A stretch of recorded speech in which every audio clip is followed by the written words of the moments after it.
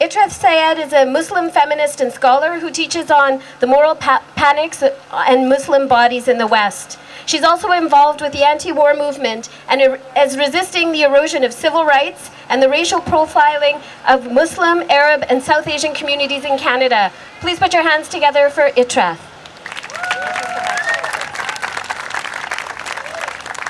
Thank you. I'm very honored to be here today among all of you on the unceded territory of the Squamish, Musqueam, and Tsleil-Waututh people. And I'm really energized by seeing this solidarity as we stand here together to fight racism. I'm going to speak today just briefly about one particular form of racism, Islamophobia.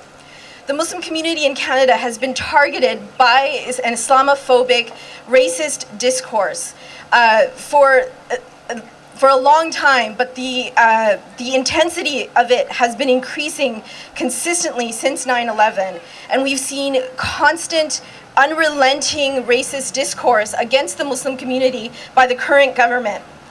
I want to just be clear that Islamophobia is a form of racism. While the Muslim community in Canada and around the world is multi-ethnic and multilingual, we know as anti-racist activists that racism is never about biological difference. It's never about the body.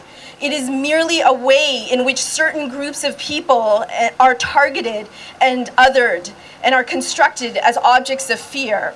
And that is what we're seeing with the Muslim community. And it's also important to remember that the way in which racism works, all forms of racism, but Islamophobia as well, is that there's a very gendered component to it. So the way in which Muslim women are constructed in Islamophobia is that Muslim women are weak and oppressed and without voices and are in constant need of the white prime minister or white feminist to come and save us. Shame. And the way Muslim men are constructed under Islamophobia is that they are constructed as being hyper-sexist, hyper-violent, and a threat to all good things in all of society. And it's important to understand the way in which this Islamophobia discourse has been perpetrated in Canada and in the US, and the way in which it has been used not only to facilitate and get support for wars and occupation, it's been used in the way to normalize surveillance and the curtailing of civil rights in Canada. So, as we saw in the lead up to the war and occupation of Afghanistan and the current war in Iraq, that we see that Islamophobia discourse is deployed as a way to make the war seem like they're bombing for feminism. And it's important for us to understand how that works and how the particular constructions of Muslim men and Muslim women in Islamophobia discourse has direct connections and threads to the way other racialized men and women have been constructed in various points in history. And that there's not any particular difference. This is just another nature of that. And I want to say that this is the discourse that is enabling Bill C-51 to pass. And I see that there's people gathered here under the tent. Bill C-51 will severely curtail the rights of dissent, of organizing, that will target every single person around us and most of the people in our lives. And I want to say that one of the reasons that this bill has gotten the support that it has had is through the discourse of fear, by making you believe that it is a necessary bill to keep you safe. And Islamophobia works in the way to make you feel that Muslims are a threat, the Muslims that are your neighbors, the Muslims that you work with, the Muslims that you go to school with, that they are collectively a threat, and that you should rightfully give to the state all the powers it asks for to curtail this threat. And so I think this is a very important time for us to stand up against this.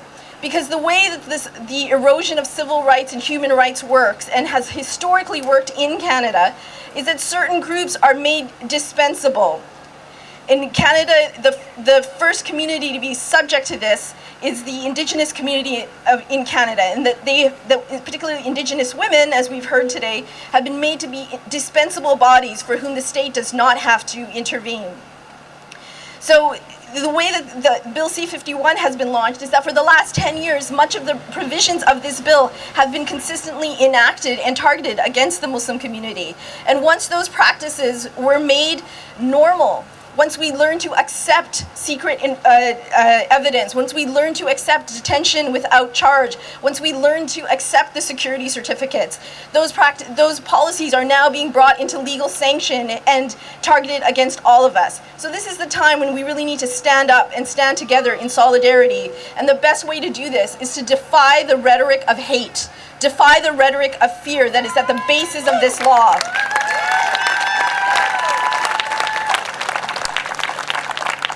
I want to say that this is a time for widespread solidarity because we have a long and arduous path ahead, a long fight ahead. And this is a time to understand the interconnections between the various forms of oppression that we are fighting against and that we experience in our embodied lives. But I also want to be, I'm inspired by a particular slogan that comes out of the black churches in the civil rights movement in the south of the US, which is the idea that we must lift each other as we rise, that our fights are interconnected and none of us is going to make it unless we make it together. So let's put our arms around each other and lift each other as we rise. Thank you. Thank you so much, Itrath.